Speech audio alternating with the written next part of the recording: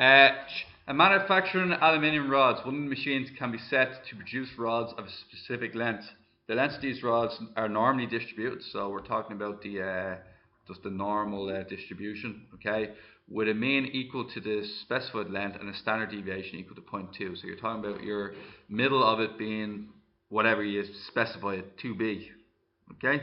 So it doesn't give us the mean at the start, does it? Yeah, it does. Oh, the machine has been set to produce rods of 40, so 40 in the middle, standard deviation is still 0.2.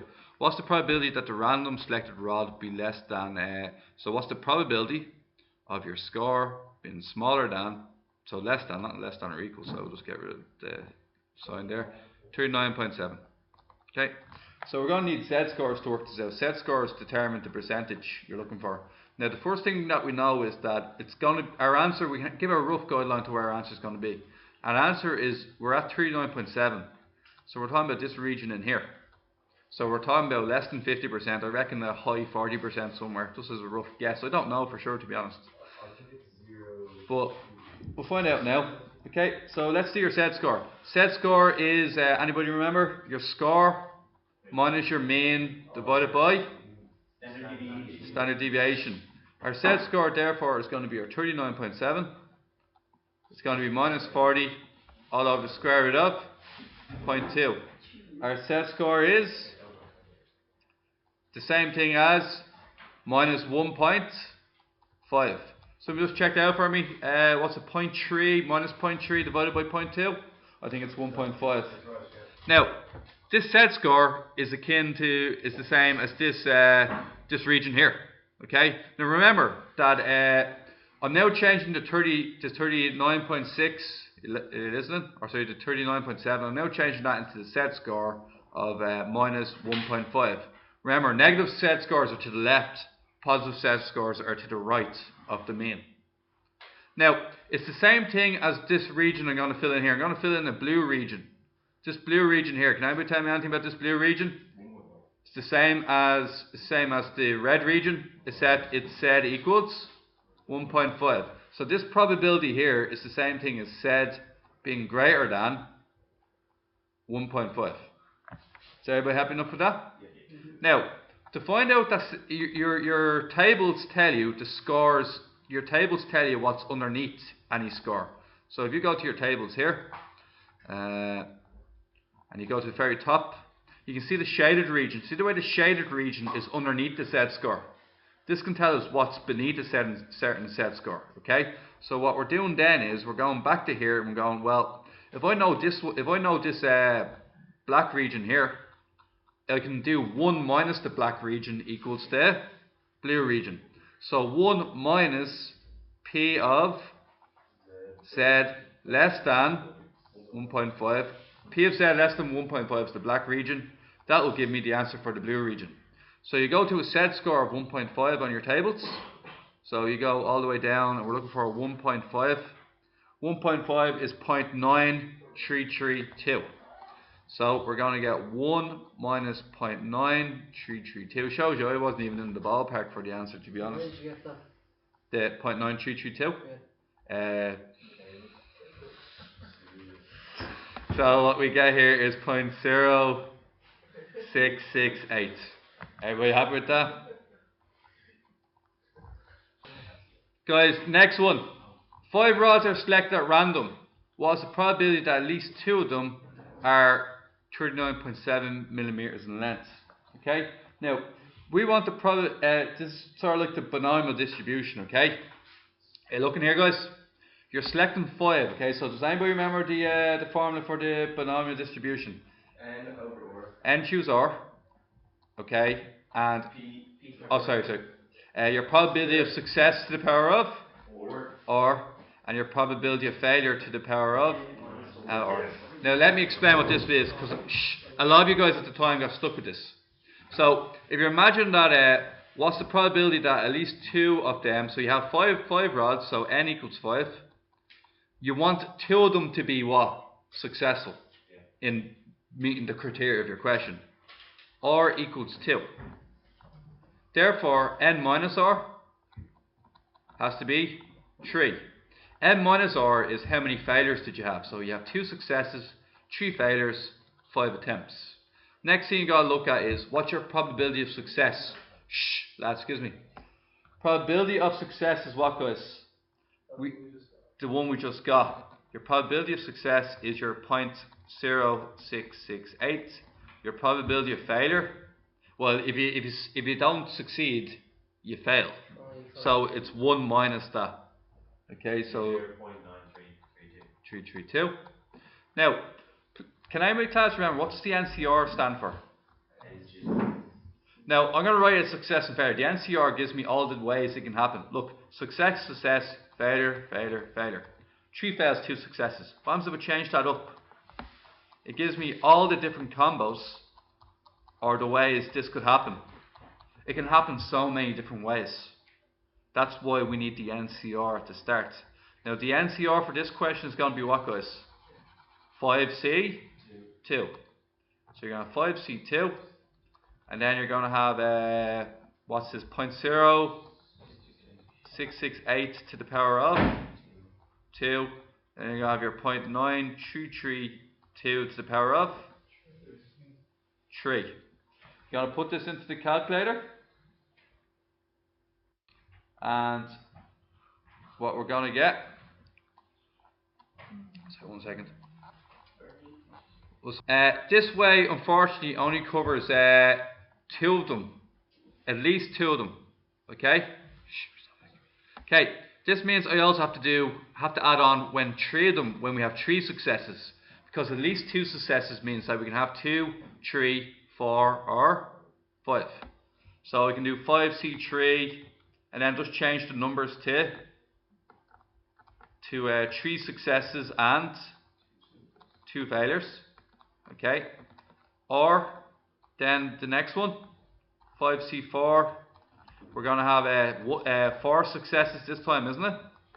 And there's a much shorter way, I'm going to show you in a second. Okay, and then finally the last one is 5 successes, do you understand? So 5 successes is going to be 5C5, 5 successes here. Now I'm not going to make you do that on the calculator, I have the answer here as it turns out, thank God. So 0.9332 to the power of 0. You add them all together and you're going to get 0.3895. Right? Now, the second way to do it would be to 1 minus, do you know where you at least 100% take away the probability of 1 success? Because you want at least 2 successes. So the 100% minus the probability of 1 success leaves the remainder as the successes of 2 or more. So I could do it this way. 1 minus, now what's 1 success, guys? 5C1, 1 success. Your probability to the power of 1. You can do this one out for me though. Will somebody do this on the calculator? And you've got 4 failures. Just this one here. Put it into the calculator, let me know what you get. You don't also have to take away probability of 0 successes. Oh, wait a second. You do indeed. The probability of getting them.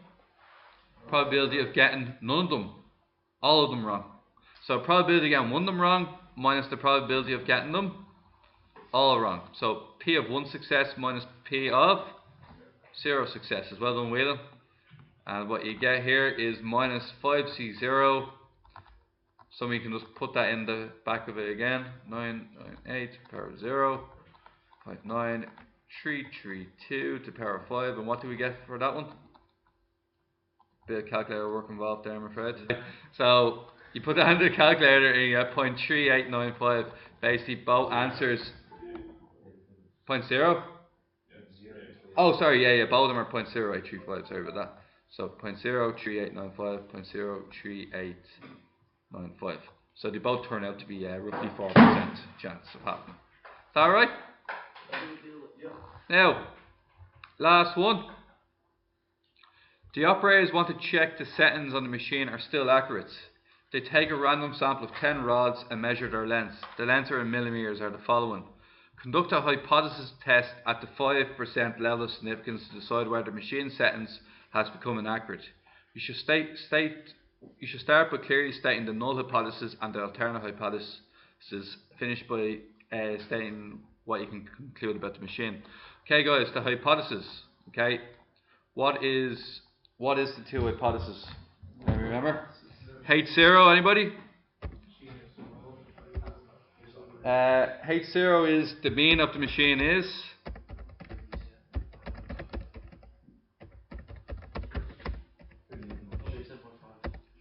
It's actually 40 is what they're looking for.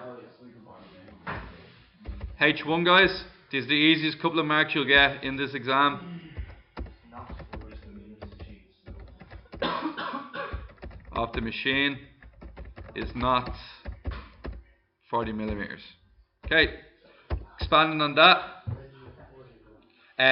part A, the machine settings are set at 40 millimeters mean with standard deviation of 0.2.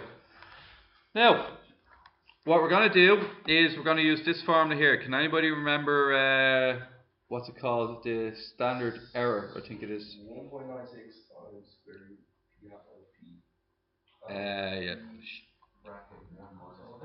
Okay, guys, we're going to use this. No need for that for the time being. The standard error of the mean, guys, okay, is your standard deviation divided by root 10. Now, the reason why we're modifying this is we only have a sample of 10. We only have a sample of 10 rods. Okay, so we have to adjust what we're doing. So what we're doing here is we're going to do 10. So 0.2 divided by root 10. Anybody? I think we're going to get 0.025456. Yeah. Okay. Now we have to do our new Z scores. Z scores. Now there's a Z score for when you have a samples. Okay. Z score for samples is your X value. X bar. X bar represents the mean of your 10 samples. Okay. Your mean of your 10 samples minus the actual mean divided by your delta X, your standard error of the mean. So this here is, we get X bar by adding all of these together and dividing by 10. When you do that, you're going to get 39.87. You're going to take away your 40.